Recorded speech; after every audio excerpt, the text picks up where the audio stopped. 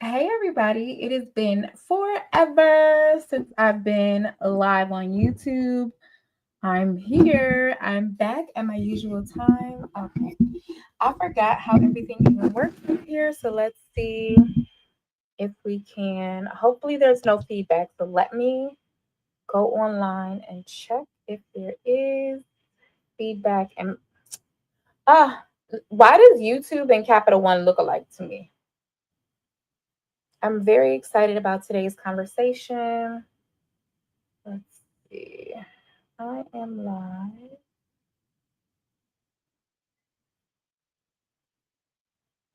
Videos.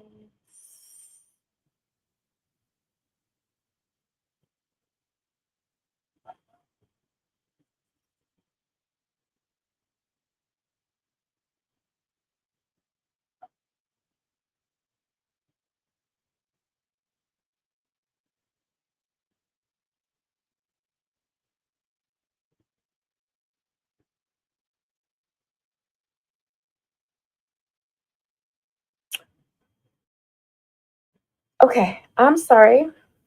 Hi. Hey, everybody. I'm sorry. I don't know how to add moderators, but I think if you comment, I may be able to add moderators because YouTube is adding things to my lives, which hopefully means I'm closer to monetization. So let's keep it going. It's been forever since I've been here. I'm so excited to be here. I am going to just raise up.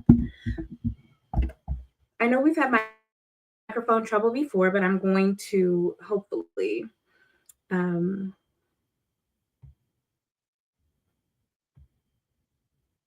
hopefully we're all good.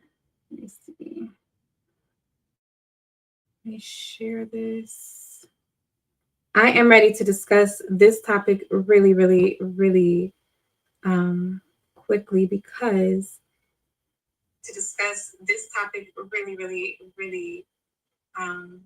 quickly. Okay, perfect. We're here. I'm very excited to be live with you guys.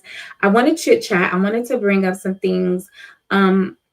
This conversation sparked because I am currently dating a doctor. Now, I don't talk about my dating life. I probably won't talk about my dating life on my personal page. You might catch like a glimpse of my dating life on my podcast.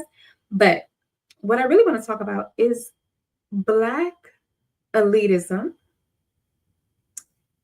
and how it coincides with Black intellectualism. And I really wanted to talk about this because, as I said, I'm dating a doctor. He and I have such different views on politics and society, very different views. He is a Black man. Um, and then this relates to what happened with Mark Lamont Hill on the Joe Budden podcast. I'm sorry, switch my seat a bit. This also relates to what happened with Mark Lamont Hill on the Joe Budden podcast. And I'm an intellectual. I have immense brain power. Like I think there's horsepower, like a Hemi going in my brain. I have education, I have certificates, I have degree, etc. I also come from a family that was in a mother that is extremely empathetic. And I see that this has shaped me and my personal beliefs. What happened on Joe Budden podcast with Queen's Flip, who I think I respect as a person, like not just because he's a person, I respect Queen's Flip because he is a businessman. And if you've ever ventured off of Joe Budden's podcast onto some of the other co-hosts' personal businesses and what they do on the side, Queen's Flip has a very lucrative, like streaming, vlogging situation. It's not my cup of tea, but it's successful, right? So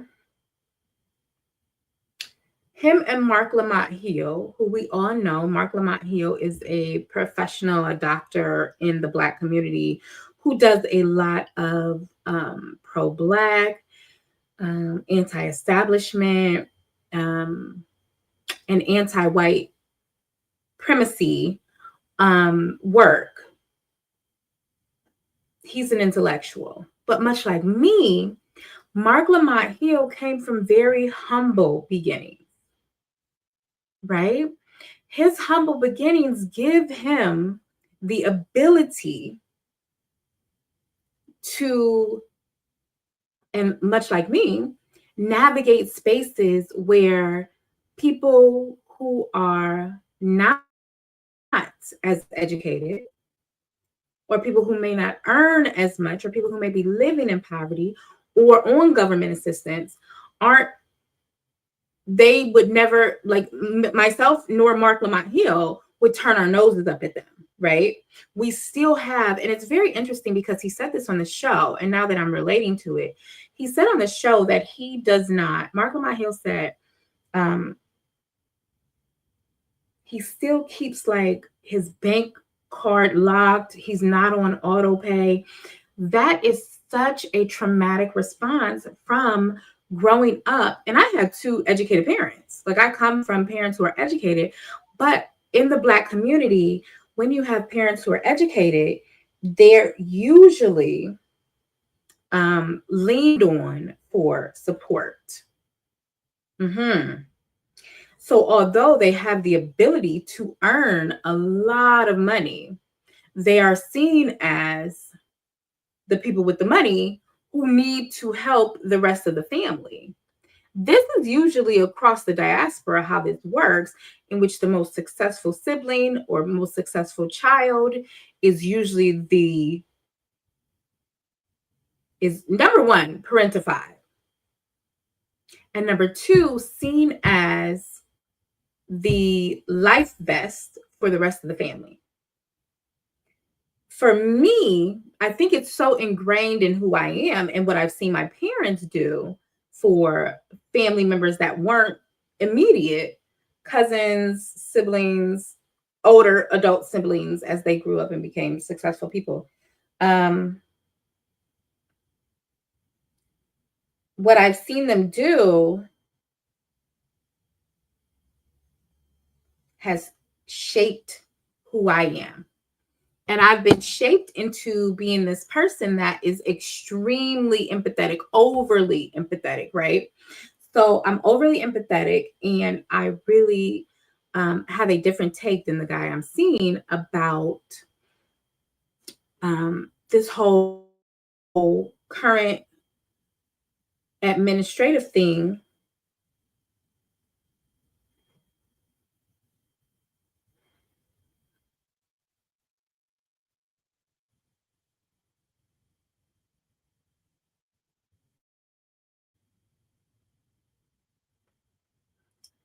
This current administration's closure, government shutdown, and the decision to stop SNAP benefits and food stamps, which is something I've never seen before. I've seen government shutdowns. I've never seen it affect SNAP benefits. This is a very calculated decision. So I was having this conversation with the person I'm dating, and because he is, and in my mind, I am thinking,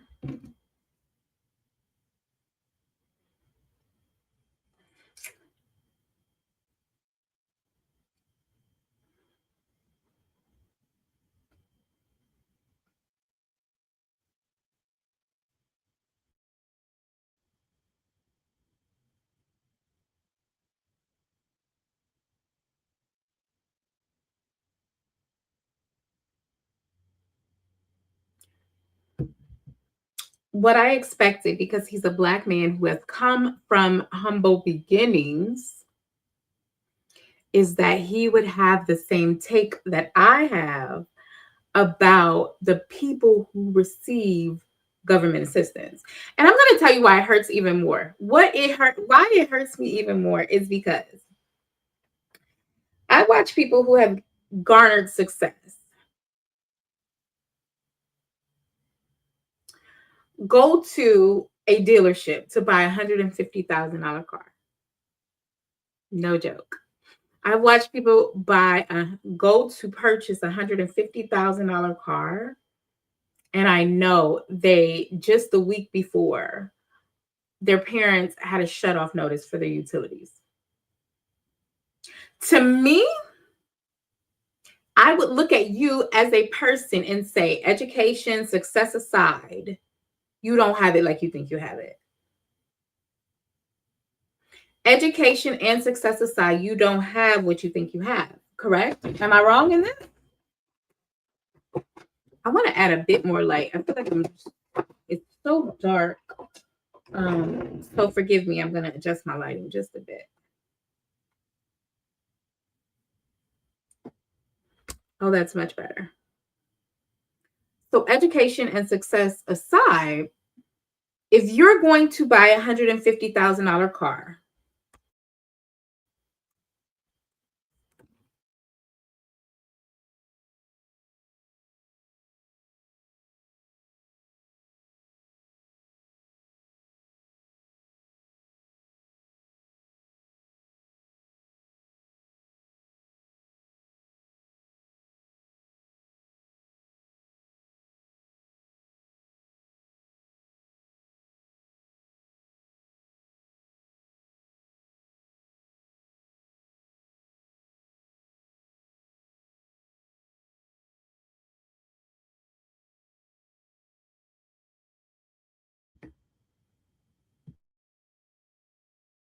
I've been muted this entire time or just now?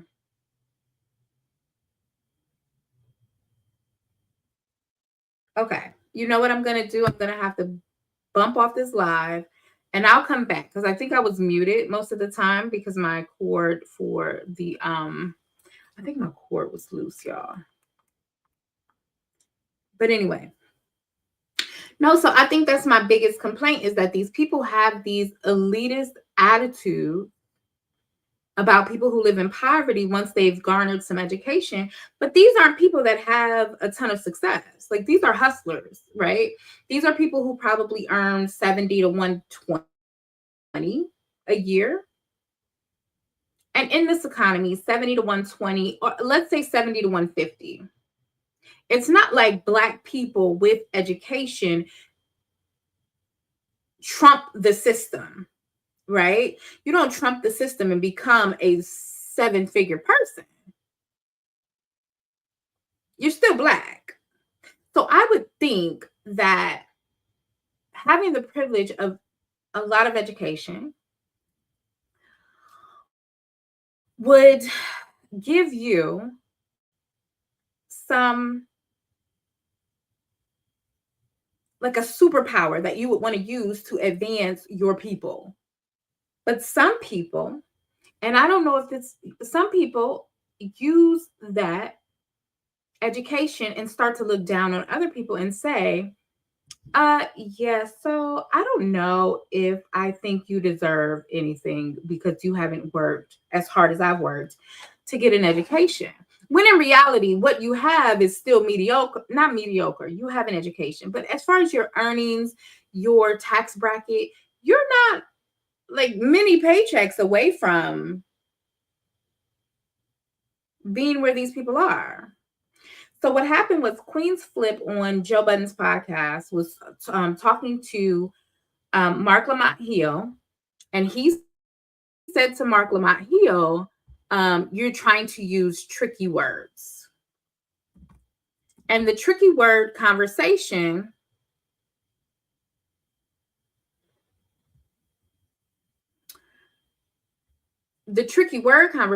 kind of got played up because Mark Lamont Hill's response was, I use regular words. They're just tricky to you. And what Queen's Flip meant is that Mark Lamont Hill kind of plays Joe Budden for favoritism. And you can actually see this, which I don't mind. That's your boss. He's there in the room with you. Why not make your boss laugh before the co-host, right? So when Mark Lamont Hill will tell a joke or he says something that he thinks is extremely witty or what they call like shots fired to one of the other co-hosts, he definitely makes eye contact with Joe Budden. And he's looking constantly for a laugh, an approval, admiration from Joe Budden. That's fair. Anybody would do that when you're around your boss, or you want to talk to, or you want to play up your position. Yeah, you want to look like good. Queen's flip is indicating that, in addition to this, because if I see it, I know they can see it. The people on the panel can see it. If I can see it, I know they can see it. Queen's flip is indicating that Mark Lamont Hill was not using tricky words as in big. He's using tricky words to play a position. And if you don't recognize that, then you might be able to look and see it now that I've mentioned it. He does want favoritism. He might be plotting on getting somebody else out. Because if they're making, I want to say they're making like 10,000 a month each. I think it is like $2,500 weekly pay. I don't know why or where I got that number from, but I think that's accurate. What I'm saying is, if Queen's flip is saying to Mark Lamont Hill, you're doing this, this, and this, and then Mark is like, no, I'm not. And Queens is like, no, you're being, initially he was calling it sucker shit. He said, oh, you doing all this sucker shit. And Mark Lamont Hill was like, don't call me a sucker. And then they calmed down, and then Queen's flip said, well, you're using tricky words. And I understood Queen's flip meant tricky as in, you know what you're doing. You trying to run a game. And Mark Lamont Hill said, they're not tricky words. They're just, I use regular words. They're just tricky to you. But I know what Queen's flip meant. What happened after that kind of spiraled into Angela Rye, who was a commentator on CNN. I believe she's sometimes on MSNBC, but she's a political commentator up on the Hill, or Capitol Hill, the Hill. She's up on Capitol Hill, and she said on her podcast that Mark Lamont Hill should come back. Hey, how are you? I'm so glad you're here. Thank you. I know it's been forever. I'm back. Well, I'm kind of back. I'm back because I wanted to talk about this really bad. This Mark Lamont Hill, Angela Rye, Joe Budden podcast thing, and the lack of empathy I'm seeing from Black intellectuals about the SNAP benefits and the government shutdown. And I think it all kind of ties together. So that's all I'm talking about today. I'm so glad to see you. Thank you. So what I saw was Queen's flip was really trying to tell Mark Lamont Hill, not your words are tricky. Your actions are tricky. You're running a game. We see how you play up to Joe Budden every time you're here, every time you make a joke. Hi, Mike Jones. Thank you. Every time you're on the show and you make you shots fired at one of us, you look to Joe Budden for approval. So Queens was saying, no, we don't think your words are tricky. We know what game you're trying to run. And you're trying to, number one, either be the number one favorite co-host to Joe, or are you trying to get one of us out of here? So that incident between Mark Lamont Hill and Joe Budden, Mark Lamont Hill and Queen's flip escalated and kind of went viral. Angela Rye, a political commentator on the Hill, usually on CNN, I believe. She used to do the commentary with Don Lemon. And she said, Mark, leave that podcast. Essentially, leave that podcast. You don't belong there. And Joe Budden responded and said, Angela, we don't even talk about you. You said you don't watch the show. Don't be that person. And I know exactly what he meant when he summed it up as don't be that person. Black intellectuals have such classism and elitism, and they don't relate. I think they are a part of the system of people that, although you do have some expertise, but you're also part of the system of what people want to see on TV when it comes to Black folks. You are not part of the fight, the struggle.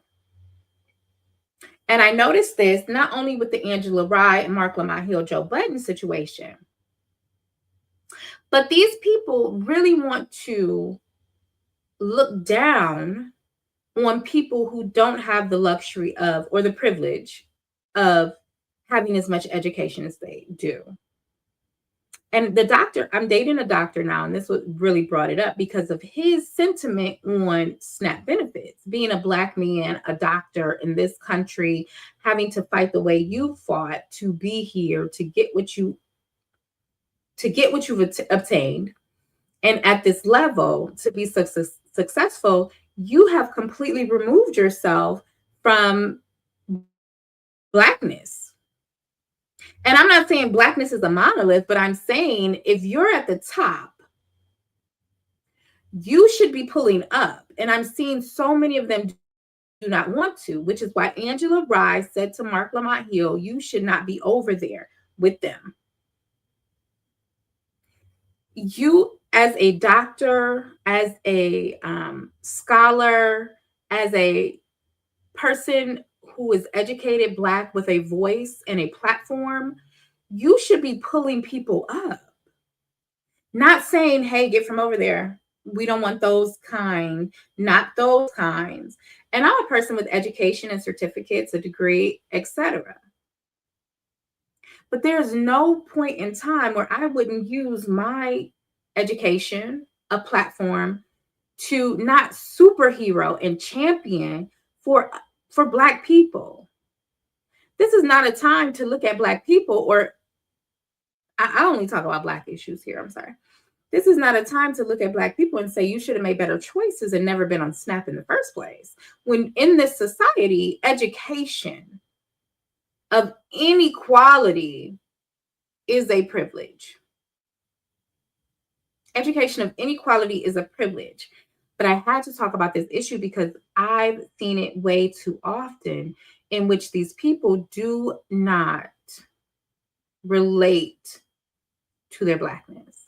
Even going to a Howard, I think like that, they think that is like that could be the bottom level of where you could be, right? You get into Howard, you're almost there, but you should be doing postgraduate work at a PWI, an elite institute, a Harvard, a Princeton, a Yale, a Case Western, a MIT. These are how these people are. And it's so interesting because when I talk to the doctor that I'm seeing and still seeing, because I don't know if this pulls us apart or if I need to have a better scope of the world, right? I don't know if I have too much empathy, which I think could be possibly a thing. And maybe once you fight those fights and reach those levels, you see the world from maybe a different take than I do, right? So I have a bachelor's degree. I have certificates in my profession.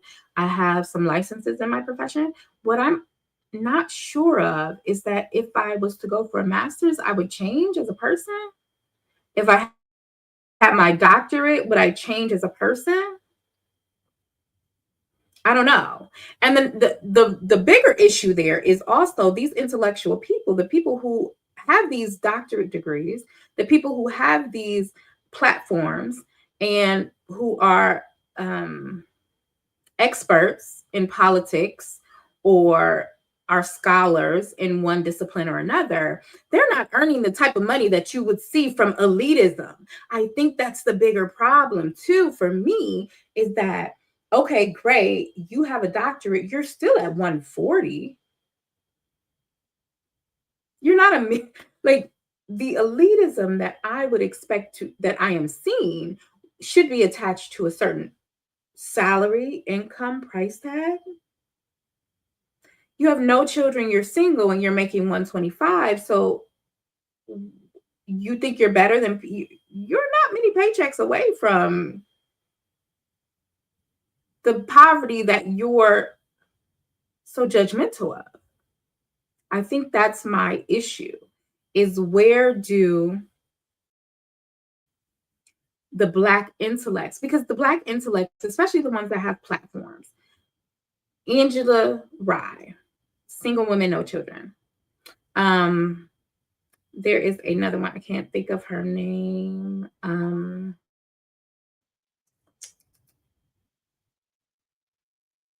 There's also I'm very confused.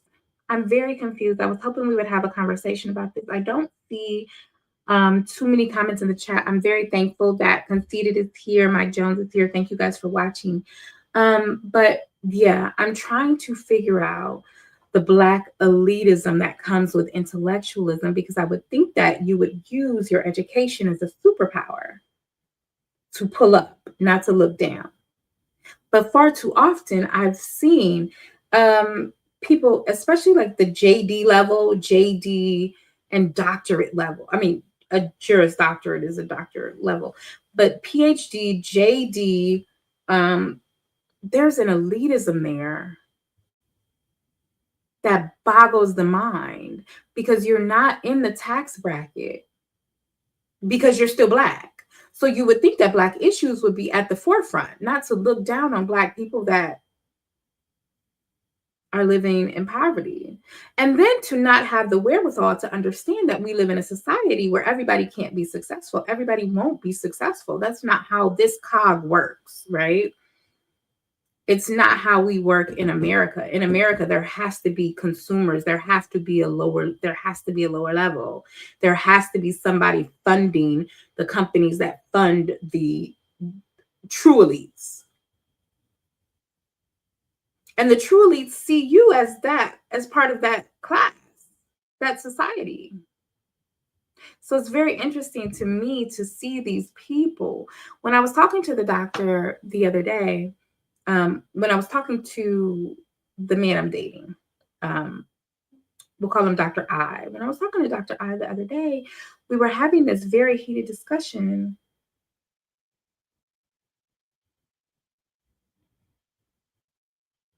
Mackie Samuels, thank you for your comment. You said the world is made up of hierarchies. Elites run industries and politics.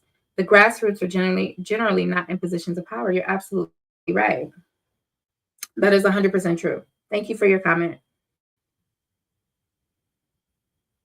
They're not in positions of power, and they don't take this position. The Black intellectuals that align themselves with Black elitism aren't even in the tax brackets. They don't associate it with money. It's only their education that they've had a privilege to get. But again, I'm trying to figure out how you get so detached. I saw somebody, I'll be honest with you, I've seen somebody who has more education than me. I don't know exactly what they have. They might be working on, they might be post law, right? So they have their JD.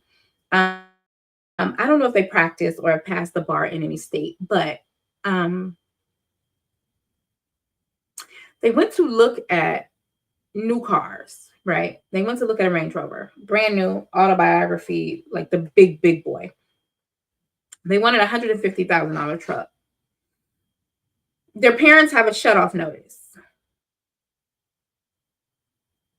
for their utilities in the home. So you've moved to this beautiful Chicago apartment. You want this excellent, you want this car that shows off your success. Your parents' lights are about to be cut off. How are you not using this education as a superpower? Why are you headed out to, I read this, I'm sorry. I'll leave it up though.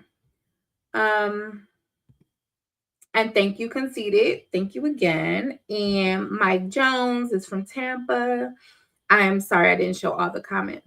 I forgot. I haven't been here in a while, y'all.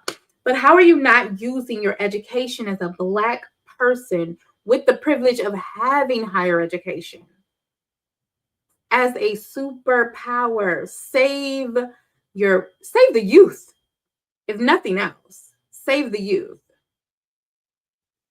But we see that Joe Budden has the largest Black urban platform in the world. There is nobody bigger than Joe Budden currently. And what I like about him is that he touches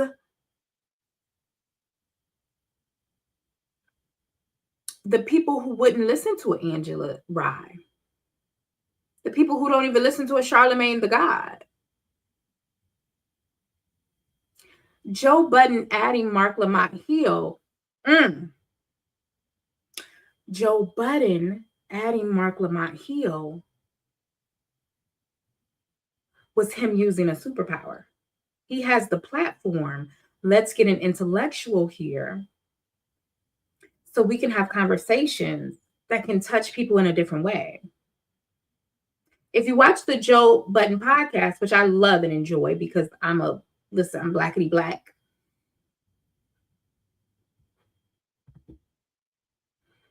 I'm blackity black. I love the Joe Budden podcast. And I feel like him using his platform to add a Mark Lamont Hill, it could be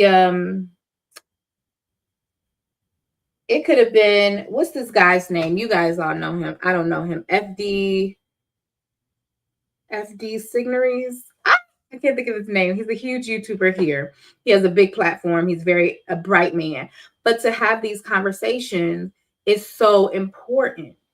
Okay. Mackie Samuel says, it seems like some people feel they are looked down upon, but it is usually their own perception and their own insecurities about their lack of status in society, not an attitude from an elite. I can agree with that. I can absolutely agree with that. But my rebuttal to you, Mackie, is I'm having a conversation with the guy I'm seeing, who is a doctor with higher education, of course, the privilege of having higher education. And he is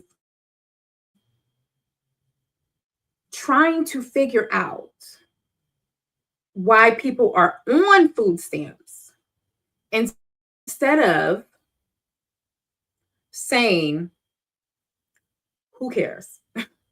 Because me, I don't care. I could care less why you're on food stamps. I don't care. I want to make sure you and your family have food. That's what I care about. So the guy I'm seeing is like, no, why didn't they make a decision to do this and do that and do this and do that? And then I'm like, no, I don't care. Maybe they had a baby in their very young age. Maybe they're disabled. Whatever the reason is, we don't need to pick apart who deserves it and why. We need to make sure everybody eats. So for you to have a take, not you, Mackie, I'm talking about the doctor. For Dr. I to have a take on something as important as this was mind-blowing for me. It was mind-blowing for me. And I don't mean to say that he's a bad person. I just feel like he lives in this bubble of, if I could do it, you can too. And how do you have that feeling if you're smart enough to get the education? Did you not have hurdles as a Black man? Or are those no longer existent because you've reached the pinnacle of your education or your career? I would think that you would want to 100% say, yes, babe, you're absolutely right. These people need to eat. I was so hot. Like, my face was red. This beautiful skin tone was red, arguing with this man about whether or not people just deserve the SNAP benefits, the food stamps. And he's like, no, we need to really take a look at why they're getting them. Who is being a what? I'm like, are you sitting at home watching Fox News all day when I'm not there? Like, tell me. Tell me what's on the TV, because the talking points are giving something much different than I expected. So I definitely appreciate your input, Mackie. I would love to hear more that you might have to share. But I agree. I agree there is some insecurity in this. in your position if you're living in poverty, of course. And I also understand that, when you try to have conversations with people that will empower people, like I try to do on this page with women, especially with Black women, I feel like it's twofold, right? So part of my problem is that when I discuss certain issues with Black women, I have too much empathy, right? I don't understand how the bar is so low. I'm starting to wake up that, and I hate to say it, I'm starting to wake up and see that women are really, really enabling the behavior that we complain about. And number two, I'm starting to see that they are super sensitive and don't want to acknowledge that. So you're right. There is insecurity there. People do feel attacked when you give them the truth. But I'm so thankful that you shared that. I agree 100%. But I just wanted to really talk about this Joe Budden podcast, the Mark Lamont Hill, using your education as a Black person as a superpower and not as a way to continually divide the Black community.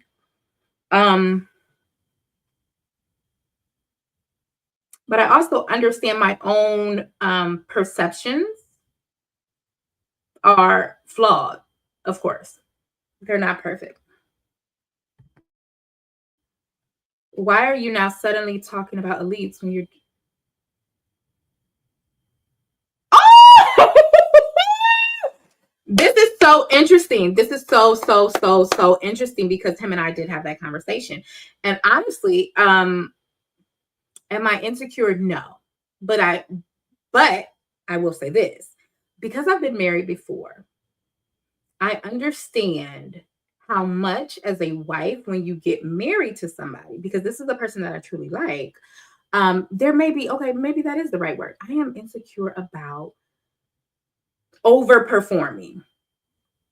There is a thing that women do in that we're always on, especially for our men, especially for being a mother, being a wife and being a mother.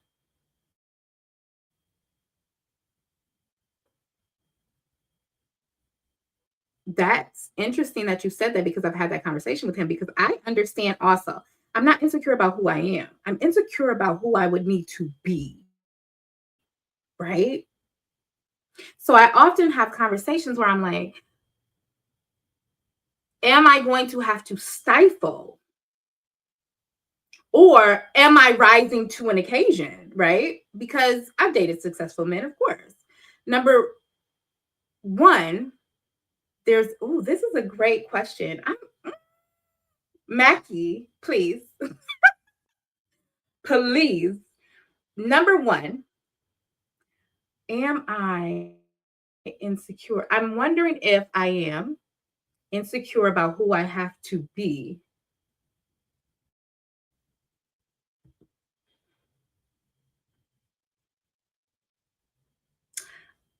Honestly, this is a higher level, not financially. This is a higher level as far as intellect. And usually I feel smarter, no matter the success. I've never felt intellectually inferior to anybody I've dated. No matter how much success they have amassed, I absolutely feel intellectually inferior. Yes, yes. And so oftentimes we spend a lot of time on the phone, like when we're done with work, we'll spend hours on the phone. And my thing is, I often think about, am I having the conversations that are stimulating? Okay, let me tell you, let's go back because I don't know how we got on me, but I'll tell you this.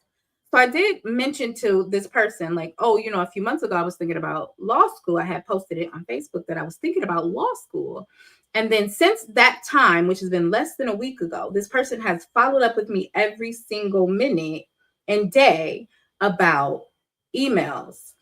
Did you contact admissions? Where are we at? What date are we looking at the LSAT? I can get you prepared for the LSAT. When do you want to start?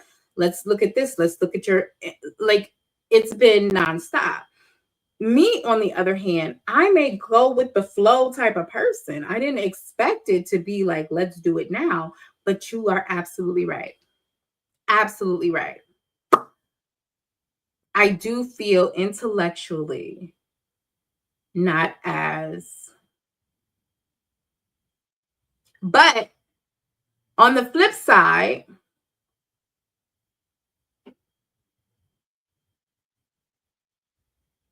yeah, I think a lot of that comes from being married and now divorced. Am I going to have to perform as someone else and less of me in dating this person? I don't know how, what are you doing? I don't know why you said that, but yes, you hit it on the nail. You might be 100% right. Out of my league and insecure could be the words that you could use. Out of my league intellectually, yes. Yes. He is better at he has, and I'm assuming this would be for all people with this much education, you work different than me. Your mind works different than me. You have a discipline and a dedication that I just don't have, but you also don't have the life that I have, right? So I'm divorced. I'm a woman with a child, X, Y, and Z. You know what I mean? So my life is different, but absolutely. Absolutely. You are very right on the money. But also, I'm a person who has empathy. Just because you have that education doesn't mean that you're a better person. Of course not. But I'm wondering in my own personal life and in my relationship, which I don't know how the hell we got on this, but I am wondering if you're the person for me because you live in this circle, right? I don't want to be at a dinner party inviting you and your friend, inviting your friends to a home. When you tell a go-getter that you want to attend law school, they will follow up and ask you how to find out what it takes to get into law school and become a lawyer. You're right. You're 100% right because this person does have a MBA and a JD and a doctorate.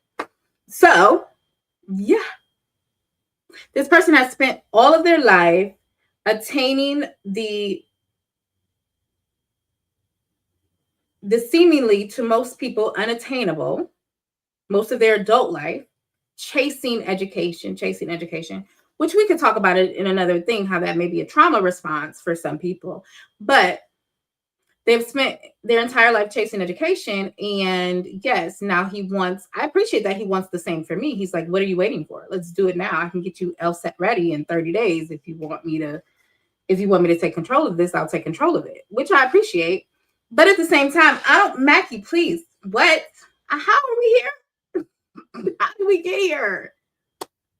The point of this podcast, my show today, is to tell, my God, is to tell you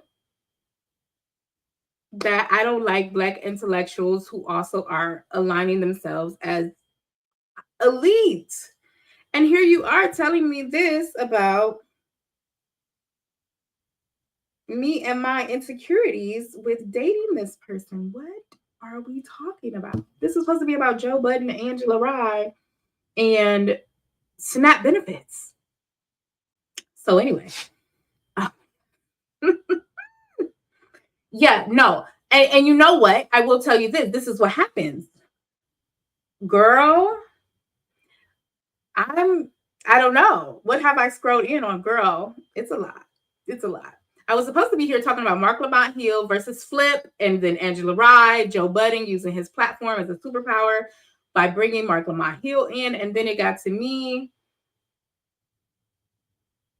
Tiffany. Is that Don't Call Me White Girl? Is that who that is? Or who are we talking about, Tiffany? Please tell me. Because I only know her as Don't Call Me White Girl. She has been a horrible addition to the show, but thank you for turning the bright light off of me. We are here because you titled the podcast Black Intellectuals. Yes. that's what I wanted to talk about, Mackie. I don't know. Tiffany Cross.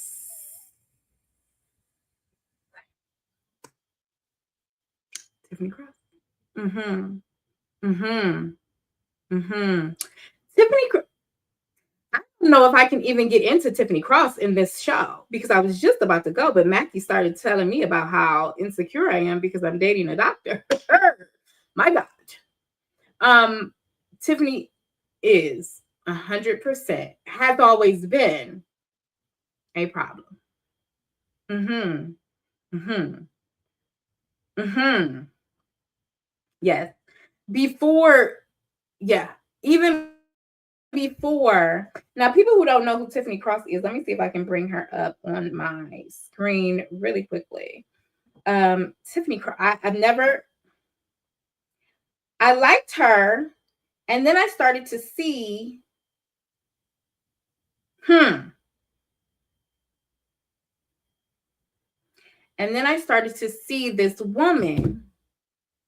Let me bring up Tiffany Cross if you all don't mind. Whew. Yes, you're 100% right. Let me pull her up on this stage. Share screen. Share. Yeah. Add to stage. There's Tiffany Cross, ladies and gentlemen. Most people know who she is. She is a commentator on MSNBC.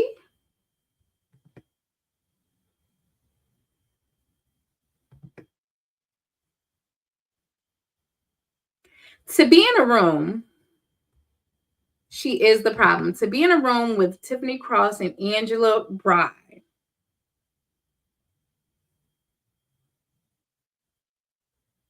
seems like a mean girl summit. It's a mean girl summit. And I don't get this same energy from, like, this is not, to be in a room with Tiffany Cross and Angela Rye would not be the same as to be in a room with Dr. Mark Lamont Hill and Bakari Sellers. Or even a Jasmine Crockett. There is a crossover between with these two women. There is a crossover. Do you believe that you would feel out of place when you interact with his network of highly educated friends or colleagues? No. I think that I'm gonna pull your comment up in 1 minute. I think that, okay, Mackie, let's go back to you, sir. I appreciate this. Do I believe that I would feel out of place? Absolutely not. Absolutely not. No. It's only in the romantic exchange, the thought of a life with this person. And now that I'm thinking about it, I do feel intellectually less accomplished, not inferior. I know my brain works very well. I know if I had the time and space, I could do what he's done. My life has looked different, but I would not, because I've been,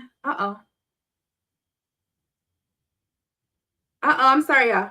Because I've been, let me see if I can change my camera. It's so strange that my battery would die and I just charged that battery.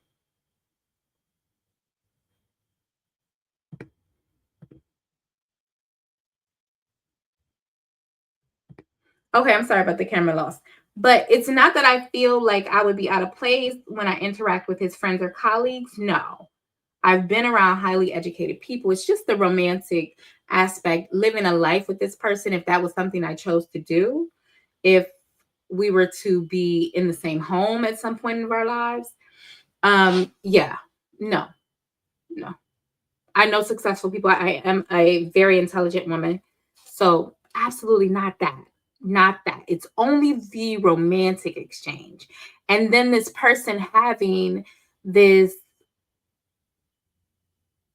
ideology that people who receive benefits People who receive benefits should be reevaluated, should not be shown the empathy that they need to feed themselves.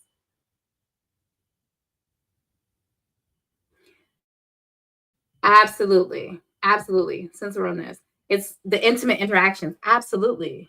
Absolutely. And because, like I mentioned earlier, Shy, I don't know if you were here. I was talking to him. I was saying, because I've been married, I know what that looks like. I know what being with a person and having to really kind of conform, whether we want to admit it or not, women conform to be who their husband wants them to be. Oh, absolutely, it's performative. Yes, yes, 100%, 100%. And I don't feel, now that I'm thinking about it more, I don't feel insecure about his education versus my own. What I feel is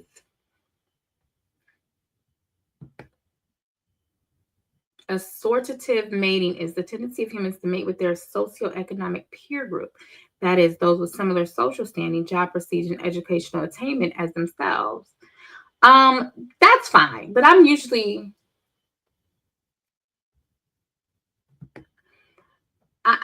consider let me tell you, I don't ever think that I'm not worthy of, I've only dated men with more income, more education, right? I've only dated in my adult life men who have been very successful, both professionally and in their education.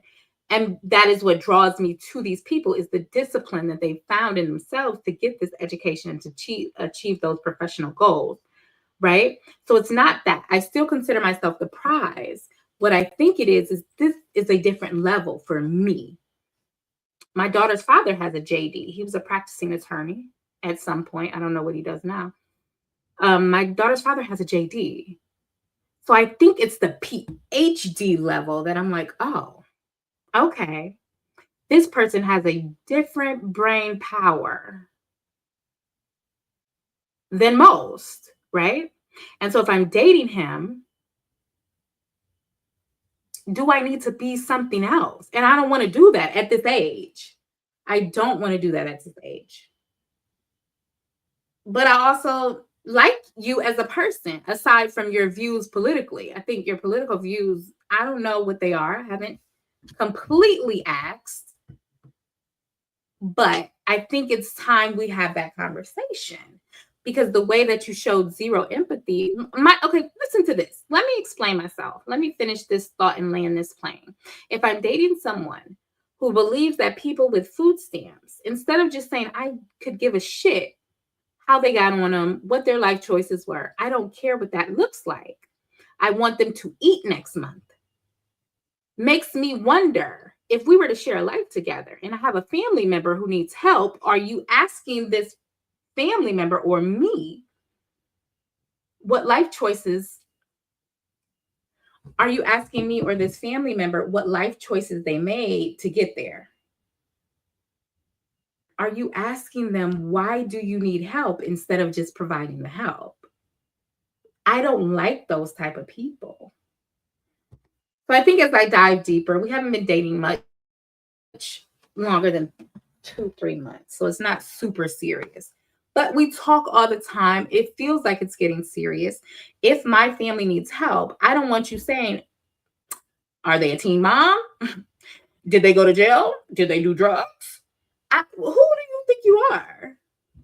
To decide how much that matters for your relationship, and if it doesn't align, you're not. Absolutely. Absolutely. I don't think political views at this age mean that much.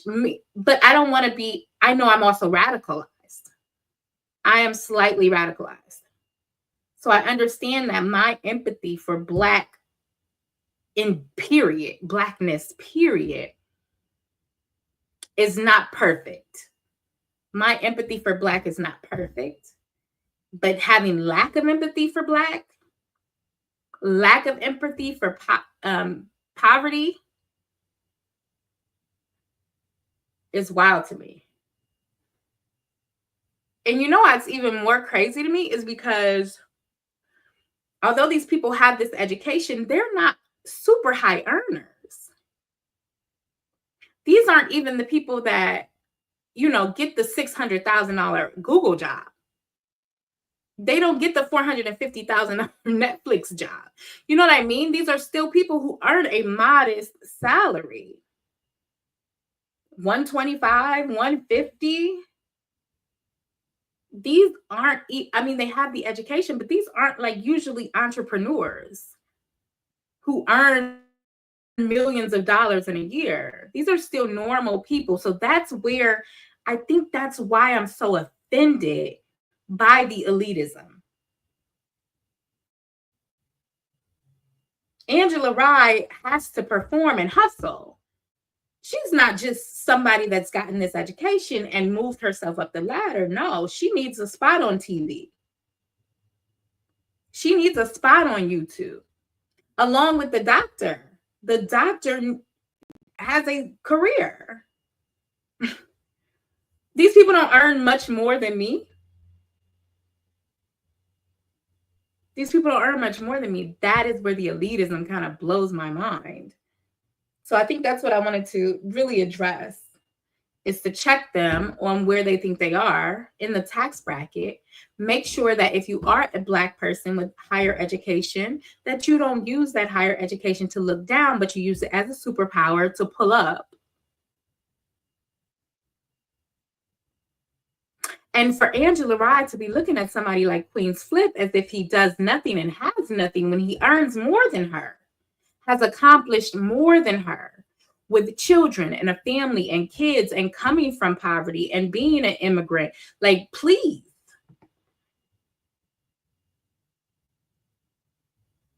Exactly. And I want them, if they want to be elite, to at least align with the true definition of elitism. You're with us. You are the consumer that keeps Bezos on a yacht 24 hours a day, 365 days a year. You're in our class when it comes to the people that you think that maybe one day you'll rub elbows with. You like Tiffany Cross, you are us. If I'm at 105 and you at 160, baby, we're the same. We're one and the same. That is my issue. It's education, classism, and societal. But like I said, earlier in my show, I said there are so many people that I see with this attitude that think they are successful people, and in fact, they're not, because they have parents whose utilities are being cut off. Your parents' utilities are being cut off, and you're shopping for a Range Rover. You pay $5,000 a month in rent, and you're shopping for $100, and your parents can't keep their lights on. Compatibility in a variety of areas is important for a couple to maintain a healthy relationship. Compatible values, ideologies, political views are essential for harmony in a romantic relationship. I agree 100%. I agree 100%. But I also assess myself well. My self-assessment is on a 10 out of 10, plus 10. If you don't know that cultural reference, that would be annoying to me. So maybe I'll ask him about that. So my thing is, we get along well. Our views are similar. I don't think we can grow if they're identical, right? But I do feel myself having to pull up, even in a good way, though. In a good way. I'm not saying this is a person that I will marry and will spend my life with. But I do appreciate the fact that I have to pull up. When I'm with him, when I'm around him, I feel like, okay, because he asked me about law school every day, and I mentioned it one time. And now he's like, can you send me the email you got from admissions? Can you CC me on this? Who did you talk to? Are you ready to register for this February exam? Like, he's really on it. And I appreciate that. I do. I think that is also what draws me to this person. But I still have the right to tell him that he needs to work on his views. Because God forbid, God forbid we were to marry, find ourselves in a tax bracket different than the people that we grew up with or are around or our parents, and somebody's house is going into foreclosure. I don't really want to sit around and ask if I have $500,000 in a bank account. Am I going to ask? Can you have a baby at 16? Like, come on, come on, y'all. Those things are not essential for everyone, Mackie. It's plenty of couples that check different buttons at the ballot and practice different religions and live happy lives. That is very true. That is very true. I love when she's here. She always gives a very balanced, educated, soulful perspective. I love this woman. Mackie, I definitely appreciate your point. You also are male. Not that there's anything wrong with being male. I don't mean to say it like that. I'm saying you've lived a different life than we have, of course. So as Shy, her comment here and my own comment earlier was that we may not see things the same because you are usually on the receiving end as a man of a woman that is changing her life to accommodate you. It's just the natural order of things. Currently, it's the natural order of things. Women, by and large, will conform to be more like their husband and his desires. It's not like women are coming around. I mean, husbands are coming around like, hey, babe, listen, I know you like to dilly dally. Let's do that all the time. More so, women are like, no, you don't have that right. His views are his choices.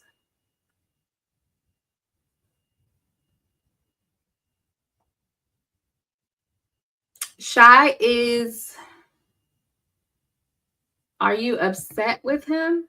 Because you seem to be bashing him for window shopping for rent. This is not the same person. No. This is not the same person. I'm talking about somebody else I know. No, this person, no. The doctor, the doctor is not the same person shopping for $100,000 car and seeing that their parents' lights are being cut off. No, not the same person. I do want to make that clear. No. But that's what I'm talking about is that no, I'm not upset with him. And the beautiful thing is that we have the ability to have this conversation. And I had this conversation prior to even coming on because he had just gotten off. And we talked for a little bit, and I was like, you know what's so funny? He also, in fact, I hope I can pull it up. Let me see if I can actually pull it up. Before I got on this call, he sent me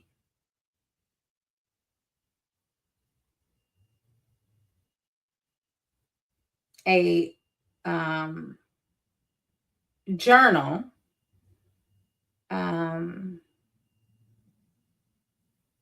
essay. He's so brilliant. I love that. I am really impressed by that. Black elitism and cultural entrepreneurship in 1920s Boston, Massachusetts.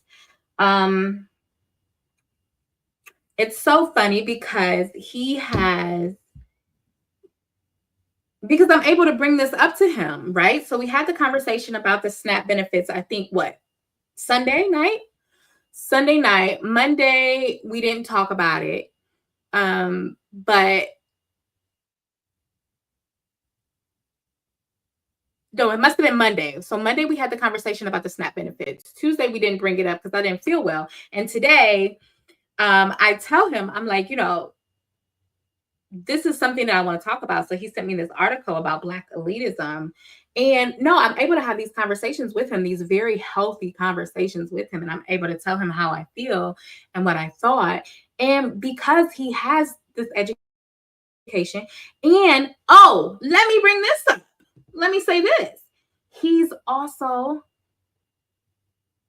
got his JD. So he's somebody that now that I think about it, he has his JD.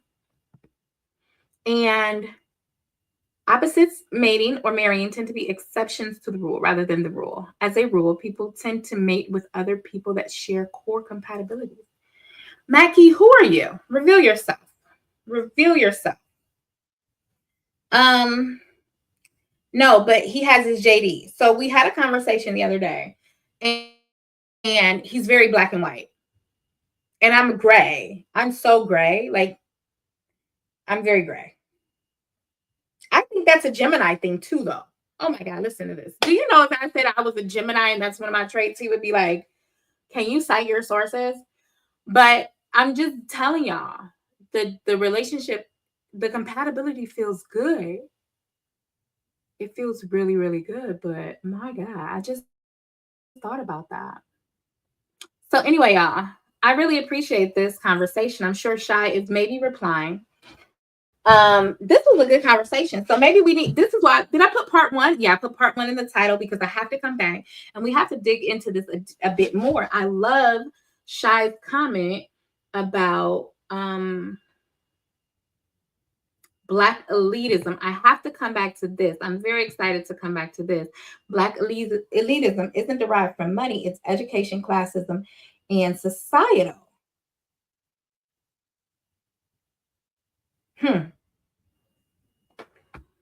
I love this. Truly, truly do. And I just want to thank you guys for hanging out with me. It's been an hour. I absolutely love it. I'm going to talk about, do you want to know my next discussion? Okay, great. My next discussion is the Black church. We got to talk about the Black church. The Black church has been a complete and utter, I don't even have the words. The Black church and what it's done to Black people is sickening. And it's on the rise. It's on the rise. So we'll come back and talk about the Black church, the money, the swindling, the mindlessness. And it's not related to religion. I just want to talk about the institution of Black churches in the Black community. Okay. Yeah.